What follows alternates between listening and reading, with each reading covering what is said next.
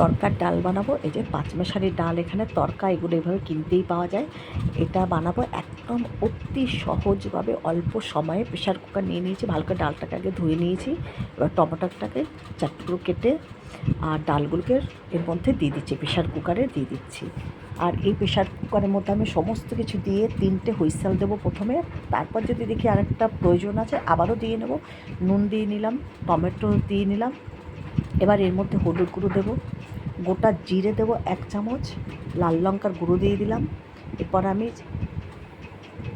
আর দেবো এর মধ্যে ধনে গুঁড়ো, জিরে গুঁড়ো সমস্ত কিছু দেবো এবং কাঁচা সর্ষের তেল, সব কিছু একবারে দিয়ে আমি কিন্তু এর মধ্যে দিয়ে সিটি মারবো, 3টে সিটি মারবো।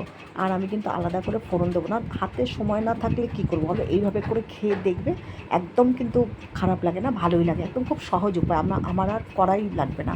এভাবে সিটি দিয়ে দেখবো, ভালো করে নাড়া দিয়ে দিলাম। এবার 1 মুঠো ধনেপাতা এর মধ্যে দিয়ে দেবো। সিটিটা আগে দেখছি, এই দেখো 3টে সিটি মেরেছি, আমি আরেকটা সিটি দেবো এর মধ্যে। এবার আমি কিন্তু আর একটু সিদ্ধ হতে বাকি আছে, আরেকটা দিলেই কিন্তু হয়ে যাবে।